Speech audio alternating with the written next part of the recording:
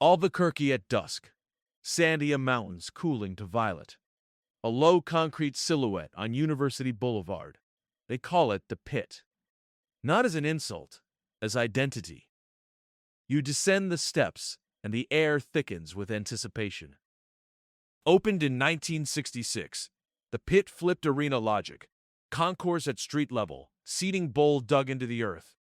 Row 1 sits far below grade, close to the action, close to each other, close to the moment. That design would define a program. Intimacy, intensity, and a home court edge that bends outcomes. The floor is 37 feet down. The memories go deeper. Crowd files in. Angled aisles, tight sightlines. Warm-ups click. Student section gathers near the baseline. Hands up. Signal set. The Howl is awake. Here, the student section carries a name with teeth. The Howl. Organized by the Howl Raisers. It's not just volume. It's timing. It's not just chance. It's choreography with purpose. The first expansion came in 1975. Cantilever decks. More seats. A louder bowl. Then the major renovation of 2009, 2010. New concourses, suites, video, a refreshed shell. But the sunken heart remained. By then, national writers had already circled the map. The Pit belonged on the short list of college basketball's must-see cauldrons, and in 1983, the Final Four stamped it into lore. Tip 1. Early stop. Students cue the count. Silent hands, eyes fixed. Release on the shot. Noise breaks like surf. Home court edge sounds like myth until you sit in the bowl. Sound doesn't drift up and away. It settles and circulates. A missed free throw feels less like chance, more like physics. The Pit's reputation came from habits. Students learned cues from section leaders. Leaders taught the next class. Theme nights locked identity to action. Colors unified. Signs precise. Cadence rehearsed. Tradition as maintenance, not marketing. Wing catch. Hard rip. Drive cutoff. Help squares. Pass floated. Deflection. Loose ball. Secured. Ask around and you'll hear the same story in different words. Visitors feel the floor tilt in tight minutes. The Howl doesn't drown you. It compresses your choices. Generations of Lobos tied their era to this room. Coaches built identities on defense, pace, and toughness. The crowd matched it with discipline, silence when it stings, bursts when they bite, sustained energy when legs get heavy.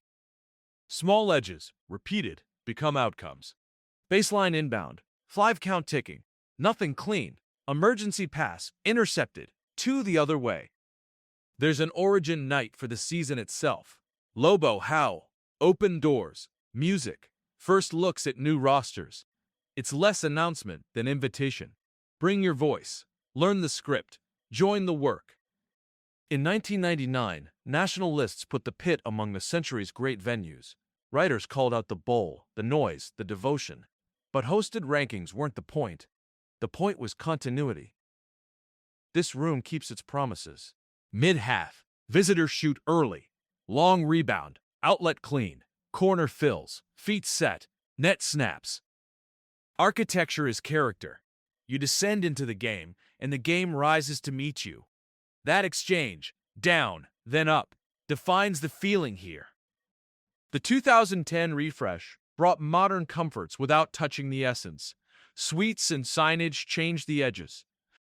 The sunken bowl, the pressure chamber, stayed the same. Identity preserved, experience upgraded. Timeout. Students stand. Leaders huddle their rows. Quick cues, simple reminders. Reset, focus, next punch lands out of the break. Listen for the difference between noise and voice. Noise wants attention. Voice has purpose. The Howl is voice. Every enduring section answers 3 questions. Who are we? How do we act? What do we pass down? The Howl's answers. We're Lobo Nation. We act with timing. We pass the binder, not just the shirt. Continuity is culture's quiet strength. Late clock. Elbow isolation. Help shows, recovers, contest clean. Short, board controlled. There's statewide gravity here. With no major pro teams, The Lobos carry communal identity. The pit becomes a gathering place and a proving ground. You can chart seasons by the tight ones in this room.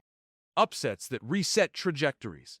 Finishes where the last 2 minutes belong as much to the section as to the starting 5. Margin becomes momentum, becomes memory. 2-possession game. 90 seconds. Students raise arms. Silent count. Shot up. Back iron. Collective exhale turns to a surge. If you visit, watch the micro rituals. Row leaders tap a wrist for tempo. Hands spread to settle the section. A simple nod means now, and the building lifts on cue. Takeaways for any campus. Name your section. Teach your timing. Tie your identity to repeatable actions. Honor the opponent. Honor the game. Precision travels. Gimmicks fade. Clock bleeds. Visitors foul. 2 at the stripe. Smooth. Lead stretches. Bench claps once, hard and unified. Over the years, coaches, players, and travelers have tried to explain this place. They reach for numbers, for quotes, for rankings. But the most accurate description is a feeling. You go down into the bowl, and the game goes up inside of you. Final note on legacy. Buildings age, rosters turn over. Standards taught, practiced, renewed.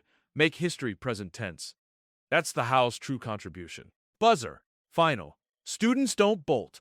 They linger. A few lines traded with players. A last glance at the bowl. Message received. Tradition maintained. Climb the steps back to street level. Night air feels light again, but something from the bowl travels with you. Timing, togetherness, a standard to keep. That is the pit. That is the Howl. That is Lobo Nation.